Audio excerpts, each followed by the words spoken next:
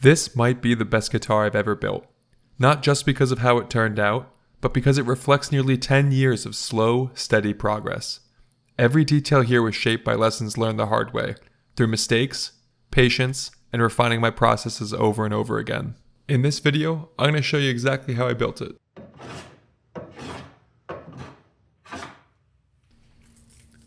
This guitar I'm building in this video is our Grasshopper, a design that's been with me for a while now, and honestly, kind of shaped the direction I've taken with all my guitars since. It's an Archtop guitar, so it's fully hollow and starts with bending ribs along to a bending form. These ribs were leftovers from the first hollow-bodied guitar I ever made, so they hold a special place with me. They're American Myrtle, which is a fantastic wood in both looks and workability.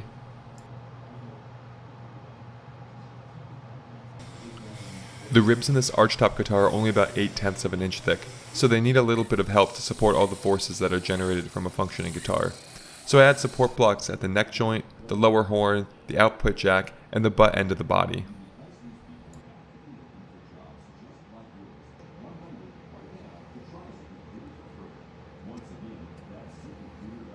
I love this stage of the building process because progress comes so fast. At this stage, while I'm waiting for glue to dry, there's always something else to be working on or scheming up. And for this guitar, I didn't have a full vision or plan for it.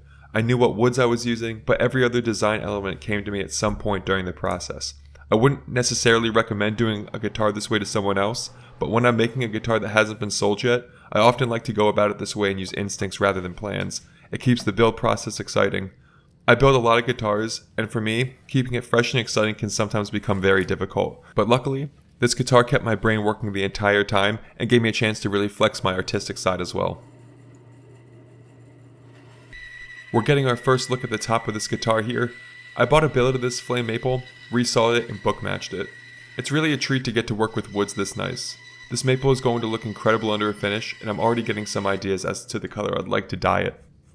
Something a lot of woodworkers and builders don't show is the amount of time spent just staring at a piece of wood wondering exactly what you'd like to do with it.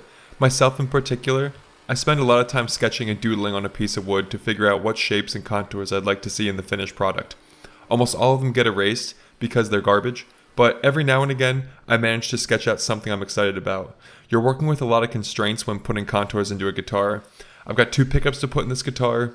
I've got exact positions for control knobs, a bridge, a tailpiece, and other things. Certain areas of this guitar need to remain uniformly curved and relatively flat to accommodate its components. So given all those variables, it can be difficult to get something unique, especially in the top of a guitar. This is the part where someone always comments that the moment I fire up the angle grinder, it's no longer handmade, as if machines are doing all the work. Before you head to the comments with that take, just know I've heard it all before. If you think it's easy, I challenge you to build a guitar this way, film the whole thing, edit it, and post it to YouTube. A tool having an on-off switch doesn't make the process any less handmade. I do this for a living, time matters, and so does efficiency to me. I've built guitars entirely with hand tools, and while that has its place, this method is still 100% hands-on. In fact, the margin for error is even smaller, and the skill required to control these tools takes years to develop. At the end of the day, it's not about the tools, it's about the hands guiding them and the intention behind every cut.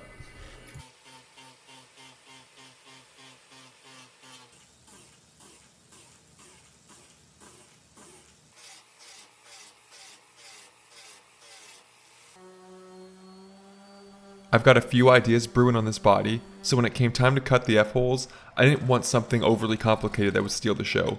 I opted for relatively simple sound holes that I could do one of my signature twists on. After I cut them, I bevel the sides of these on the top of the guitar, but also on the back. The bevel on the back is opposite of the front, and it gives a really cool louver effect. I also bind that bevel on both the front and the back sides.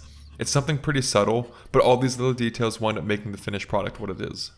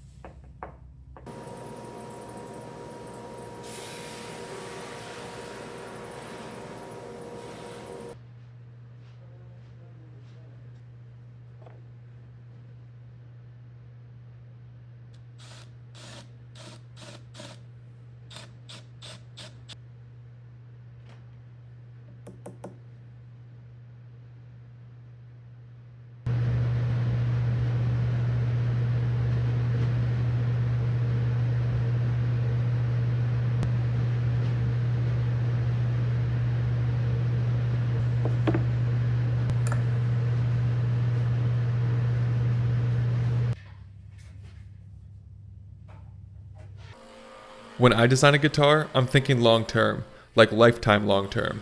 That's why I use a neck pocket with a large glue surface and reinforce every neck with carbon fiber rods. I could go for something flashy like a dovetail joint, but honestly, this neck joint is rock solid, seamless, and it just flat out works. No twists, no bows, no resets, just the way it should be. Ultimately, I decided on something I'd never done before. I wanted to use some kind of stabilized wood as a thick perfing layer, and layer in a bunch of thin black maple black perfing layers to act as a frame for it. Cruising around Etsy, I found Amboina burl knife scales that were perfect for the job, and resawed them and was able to get plenty out of them. The Amboina burl is layered in through many small pieces. I tried to make every miter a different angle to make it look like one continuous piece of burl. For my first time doing this and having really no clue where to start, I was super happy with the result. The part of building I don't show on camera is how often I scrap and redo elements of a guitar. Luckily, this time there was no redos and it felt nice to nail something on the first go for a change. Fun fact for you, Amboina burl was once so valuable in 18th century Europe that it sold for more than its weight in gold. It's technically a burl from the Nara tree, which is native to Southeast Asia, and it's prized for those wild, chaotic grain patterns that it has. I'm using a stabilized piece here, so unfortunately it doesn't have that sweet scent that you'd get from raw Amboina, but the trade-off is worth it for the extra durability and polishability in a guitar top.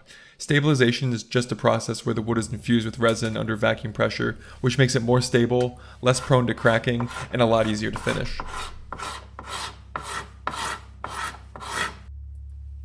This is the start of completing that purfling frame layer. I want the Amboina burl to be the star of the show on the guitar, so I decided that black binding with maple purfling layers would be the best way to show off its beauty. The maple purfling is just maple veneer sheets that I got for cheap on eBay. A sheet goes a really long way, and that thin 20 thousandths thick layer adds to the contrast on the guitar, and it really draws your eyes to it. It's always crazy to me how such a small design element makes such a big difference, but these little things add so much to a finished product. To me anyways.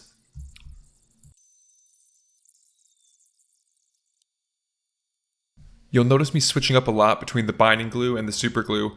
I try to keep the adhesives consistent for the most part, but sometimes super glue just gets the job done and quickly that other glues don't. Particularly when I have areas that really benefit from an instant bond, such as the end of the binding loop here.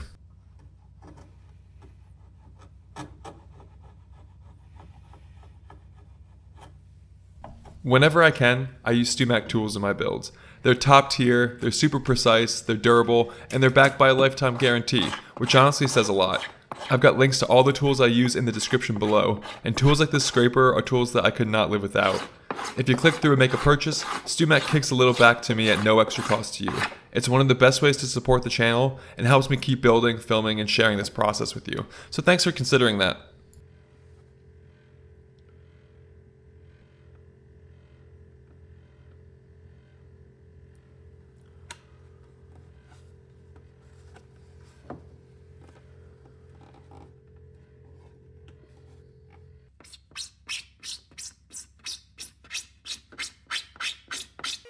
Onto the forearm contour.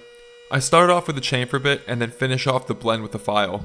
This contour went through a few iterations. At first, I was just going to keep the contour black with the binding, but my good friend Matt suggested I add some of the Amboina burl to the contour to keep the continuity between the purfling layers. In the end, as usual, he was right. This is my buddy Matt's shop, by the way, and he owns and operates Artinger Custom Guitars. I've had the privilege of running my business out of his shop for the last 3 or 4 years, and I'm forever grateful for that. If you've never heard of Artinger Guitars, well, you should. Artinger makes some of the nicest guitars on this planet, and you absolutely have to check out his work. I've left a link in the description to Artinger Guitars' website, and when you're done with this video, definitely check out his work.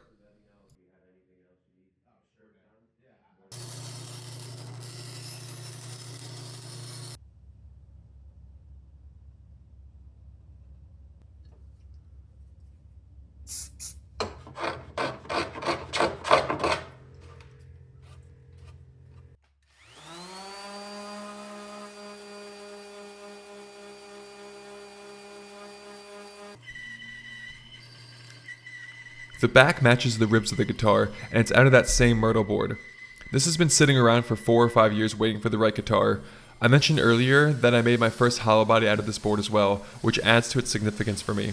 It's a bit tough to see on screen, but it has a super tight curl throughout its entirety, and it just comes alive under a finish. Myrtle has always been my favorite domestic species because it just ticks all of the boxes for me. It's a wonderful tone wood, it's very workable and pleasant, it has a distinct and nice smell to it when working it too. On top of all that, it's absolutely gorgeous wood, and because of the size of the trees and its availability, it can be obtained at a friendly price point, even at the highest figure levels. So if you're looking for a brilliantly figured wood but don't want to shell out gobs of money, I would definitely check out this species. It's often called myrtle wood, American myrtle, and Oregon myrtle.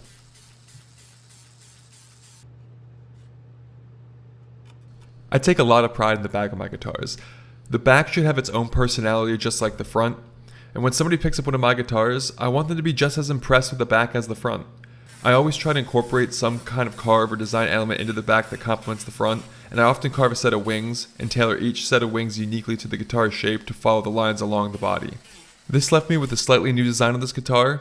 I start by roughing it out with the grinder, and then do the tighter radiuses with the small gouge and scrapers.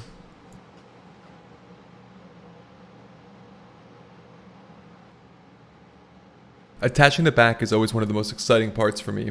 It's the moment where it really starts to feel like a guitar. I built these plywood carriages for each model, and they do double duty. They give me a perfectly flat base to clamp against, and later on I use the same setup to dial in the binding channels on the back. The binding and contour work is the same deal as the front, so I'll spare you the commentary and let you watch in silence.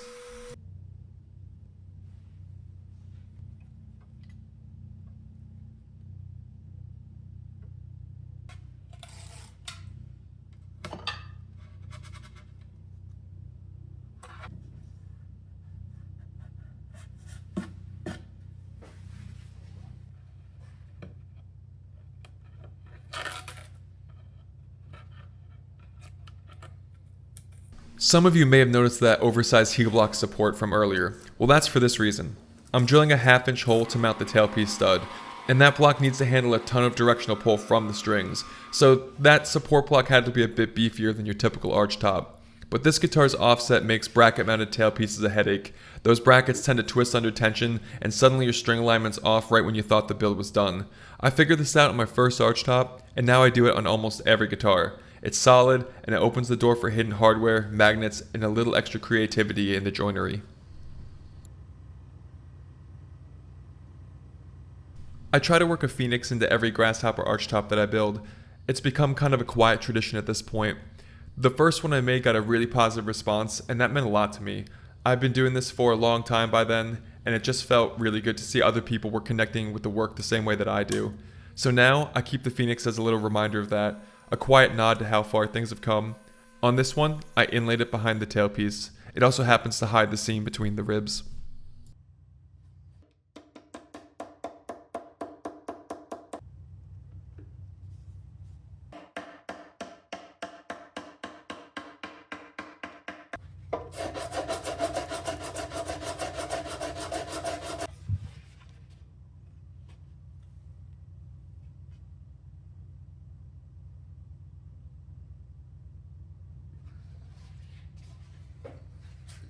Now we're finally moving on to the neck. A while back, I grabbed a bunch of Limba neck blanks from Stewmac. They had a crazy good deal, so I stocked up. And in that batch was this one special piece with beautiful fiddleback figuring running all the way through. I kept it in reserve, waiting for the right project. When I started thinking about this guitar, there was never any doubt this was the neck it deserved. It matches the myrtle wood on the back perfectly and keeps the whole color and vibe consistent. Like I mentioned earlier, I add carbon fiber to all of my necks. I've had a few too many experiences where a neck twisted or bowed after a ton of work, and that's a heartbreak that you don't forget. So now carbon fiber is just part of the process. It gives me peace of mind and a lot more confidence in the stability of the entire build.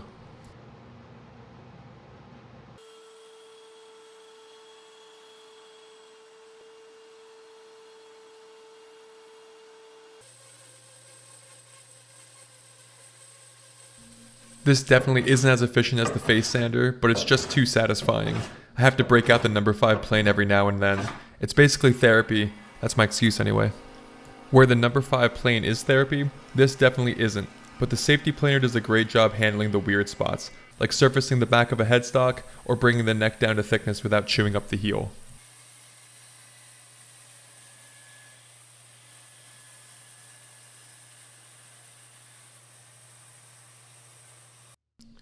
As tempted as I am to break out the hand plane for this as well, The 12-inch radius jig just does the job so effortlessly, it's hard to justify not using it. It's kind of mindless, but in a good way.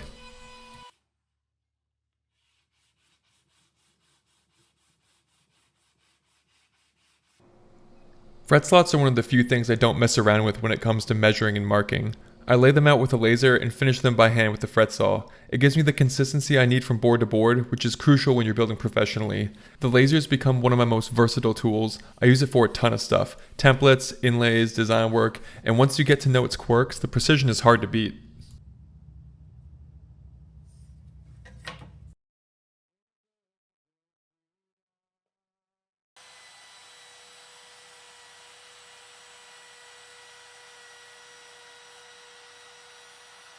Off camera, the headstock overlay got resawn, bookmatched, and glued up. It's the same wood as the fretboard, which is a detail that helps everything feel cohesive. When the grain and color tie together like this, it gives the whole build a more intentional feel and not just slapped together.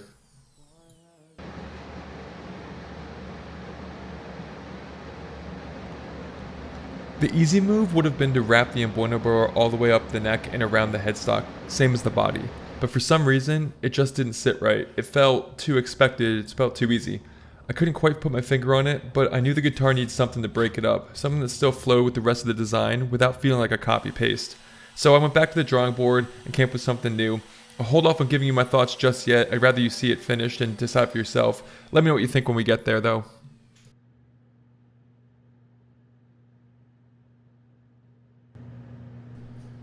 Sometimes in the middle of a build, especially when I'm doing repetitive tasks, I start thinking back to how this all started. My first few guitars actually didn't suck.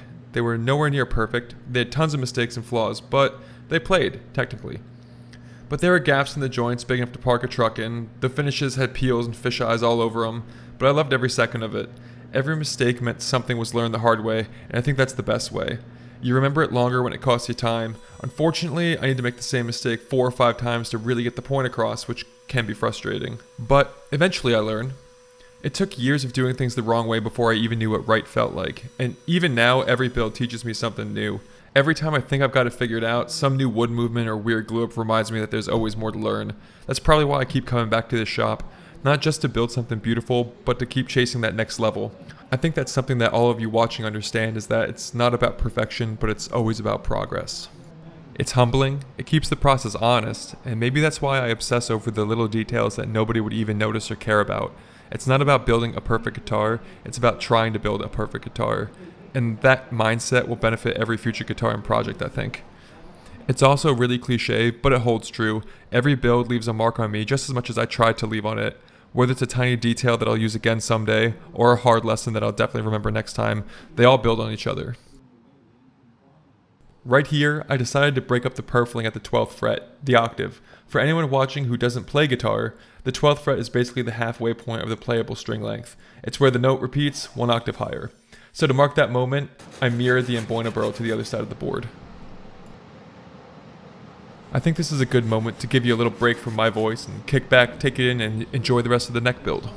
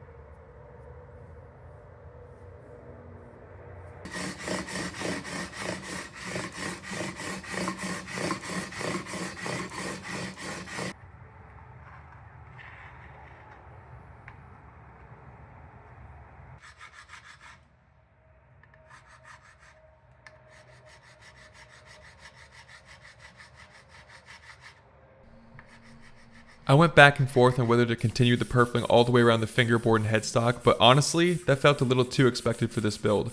I wanted to try something different, something I hadn't seen before, maybe something that no one's tried. So I broke up the emboinable purfling in a way that still feels fluid and intentional, but sets it apart from the body. This is one of the best parts of building your own instruments, is that you get to follow your gut and try new ideas. I'd love to know what you think. Did this design choice work, or would you have taken it in a different direction? Let me know in the comment section.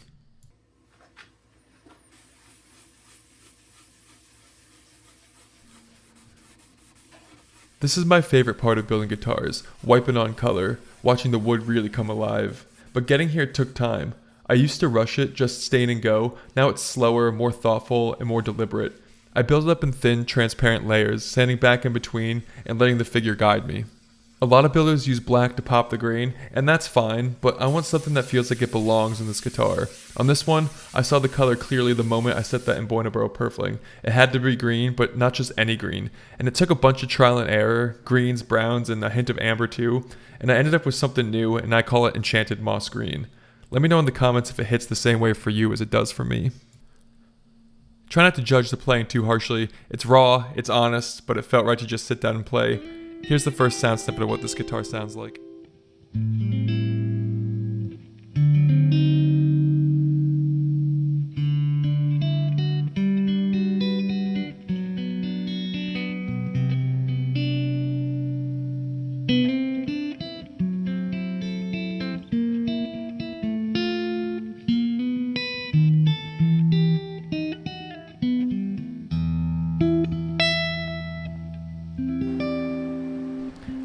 After the color coat, the fun ends and the work really begins. Finishing isn't glamorous, it's hot, it's uncomfortable, and it's kind of a grind.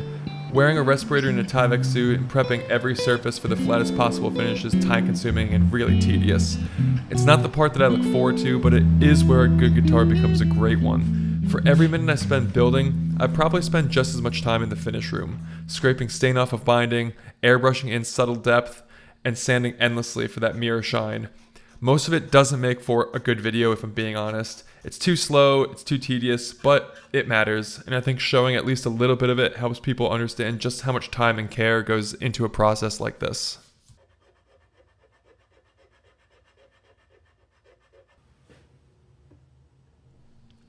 I slapped on a few coats to seal and lock that color in, and now it's time to glue the neck up. I know a lot of people get disappointed when I don't show the spraying process. I'm really glad that folks watch my videos to learn, and I'm always happy to share how I'd approach something, but honestly, I skip showing spraying because I don't want to risk overspray on my cameras. Once this neck is glued, I'll mount the guitar on my spraying rig and take you through the full process, spraying coats, filling gaps, airbrushing bursts, and spraying more coats until the finish is just right.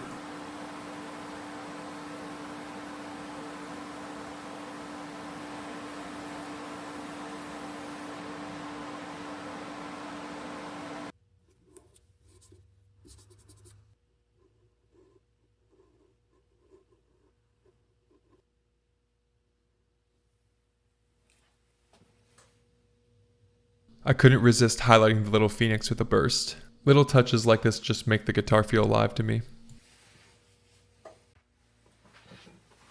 I went ahead off camera and added this maple accent to the heel of the neck.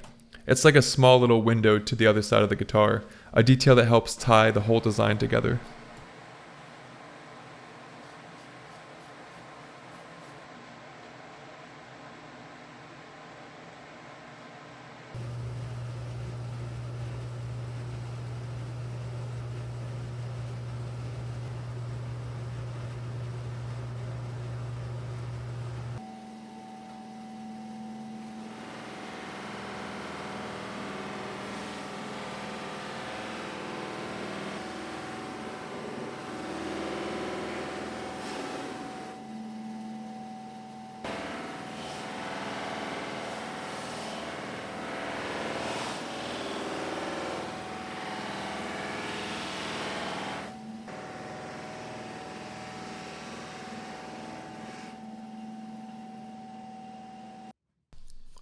I'm jumping the gun a bit here and moving on to the components. I actually started this tailpiece earlier and regrettably didn't film the first steps, but it was mostly just cutting the shape and dialing in the radius.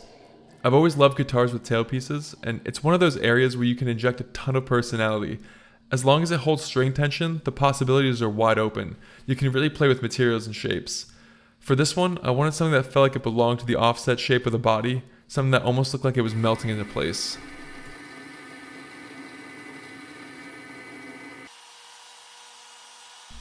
I've always loved the look of wood components, so for this build I decided to go all in. Wood tailpiece, knobs, pickup rings, and even the switch tip, all made from the same wood as the fingerboard. It ties everything together in a way that feels natural and intentional. To keep the tailpiece clean and seamless, I decided to hide the mounting hardware behind a magnetic cover. Seems simple enough. I glued in a couple of magnets, popped the cover on, and moved on. But I wildly overestimated the strength of those little magnets. The cover held, but barely, and not with the kind of confidence I wanted. So I kept adding more and more. By the end, there were magnets crammed in every direction and just trying to keep it from sliding off. In the past, I've used stronger magnets, and in the future, I'll definitely go back to using those stronger magnets. This method was a little too chaotic for my taste. It works for now, and it is completely hidden, but if it keeps bugging me, I'll probably remake the whole thing. Now, most guitars ground through the bridge. It's metal, it's fixed in place, and your body completes the circuit just by touching the strings. Simple and effective. But I build my bridges out of wood, with just thin brass saddles on top, and that doesn't cut it for grounding. And if a guitar isn't grounded, you're gonna hear it. Literally. So I came up with a workaround. I make this little brass string catch that mounts into the tailpiece. Before threading it in, I solder a ground wire to the underside. Then, I drill a long, sneaky tunnel from the tailpiece stud into the control cavity and connect that wire to the volume pot. It's completely hidden, it works perfectly, and it lets me keep the aesthetic and tone of a wooden bridge without sacrificing the function. A small detail, but one of those things that makes a big difference in the finished instrument.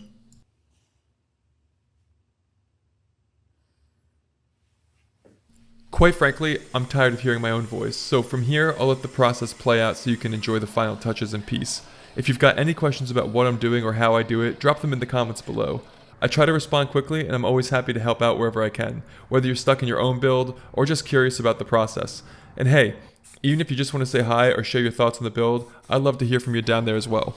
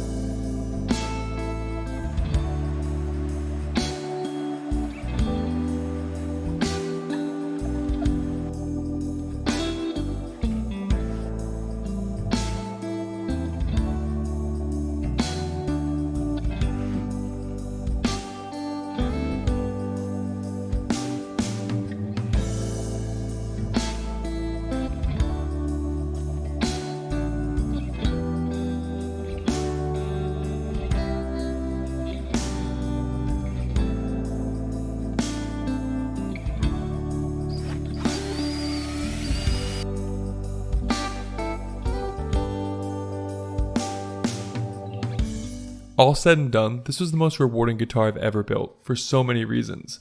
Thanks for watching, and if you enjoyed it, hit that like button and consider subscribing to stay up to date with all things Newill Guitars. Enjoy the sound demo, and I'll see you in the next one.